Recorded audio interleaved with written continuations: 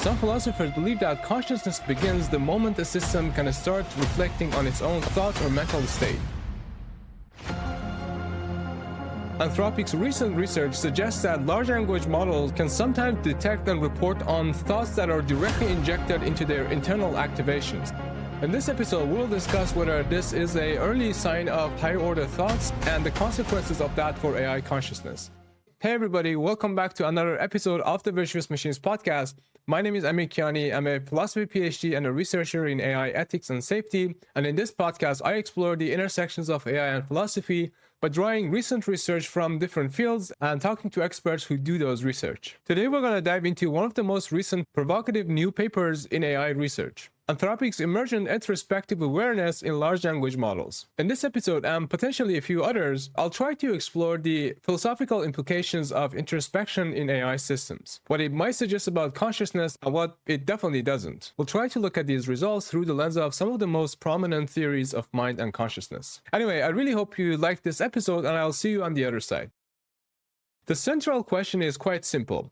Can large language models introspect? Not describe introspection, but detect and report on their own internal states. This is very important because, as you probably know, LLMs can talk about thinking without actually thinking. The authors of this paper wanted to isolate functional self-awareness independent of training data or confabulation. Anthropic uses a method often known as activation steering. Just a quick clarification that an activation is just a pattern of numbers, a series of numbers inside a model's layers that corresponds to what the model quote-unquote thinks about. So here's the method. First, they record activation patterns for specific concepts, all caps, a concrete noun, or the word bread. Then they inject the activation vector into a hidden layer of the model. And the hidden layer is essentially a computational stage that the user never sees. Afterwards, they ask the model questions like this: do you notice anything? Is there an intrusive thought? Does this input feel like it came from you or somewhere else? Because this intervention happens inside the model, not through text or prompting, correct detection can't come from memorized patterns. It has to reflect access to internal representations, meaning the model's own internal states. Now let's see what they found. Some models, especially the really good ones, correctly detected internal injected thoughts about 20% of the time when the injection layer and string were carefully tuned. They almost never reported on false positives when nothing was injected. The models could sometimes distinguish between an external text, a pre-filled output they didn't generate, and injected internal activations. An activation, again, is just an internal signal, not a text. Now let's see what the paper has to say about consciousness. The authors are very careful. They explicitly say they are not claiming that the model is conscious or any particular theory of consciousness is the one that will settle this debate. But they do say the results connect to some of the theories of consciousness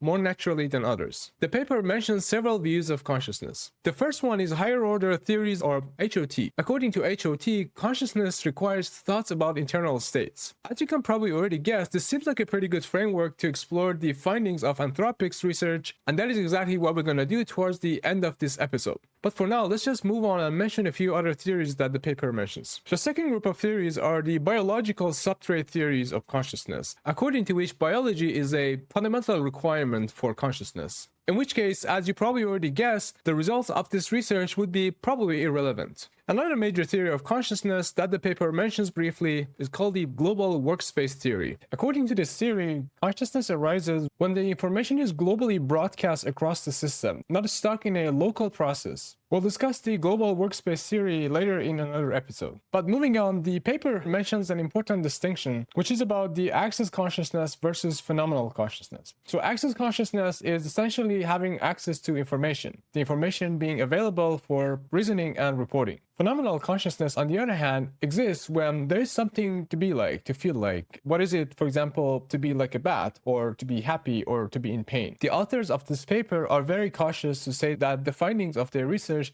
tells nothing about phenomenal consciousness, but more likely access consciousness oriented. Anyway, we don't really want to discuss this distinction in this episode, but for now, let's just move on to the higher order theories of thought and see what is it about them that makes them one of the more interesting candidates to explore. What makes higher order theories of consciousness, or HOT, really interesting here, I think, is the fact that among the other candidates, they're the only one where metacognition plays the primary role in having a conscious experience. Under HOT, a mental state is not conscious just because it exists. it becomes conscious because the system has a representation of that state. In other words, it's not just thinking, it's knowing that it's thinking. Now, that matters here because Anthropic's research seemed to suggest large language models form representations about their internal states and can report on them when they're asked. So in this interpretation, the internal activations would be the lower order thoughts, and the model's detection and reporting on them would be a higher order thought. And that would essentially turn this into a minimal analog of thoughts about thoughts. But I want us to be careful here. While the HOT theorists have long argued that this sort of a structure would be essential architecture for any high order account of consciousness, it is not sufficient. For one, HOT requires stable higher order representations, not the ones that are triggered by prompting or manual injection. Plus, the introspective reports are kind of fragile and unreliable. As I mentioned, they have a success rate of 20%, whereas HOT typically assumes consistent metacognitive access. Also, the findings provide no evidence that these AI systems have some sort of self-model that tracks these internal states over time. So from that perspective, Anthropic's results don't show proof of consciousness, but I think they provide really interesting observations to trigger a more comprehensive study of this phenomenon through the lens of higher order consciousness.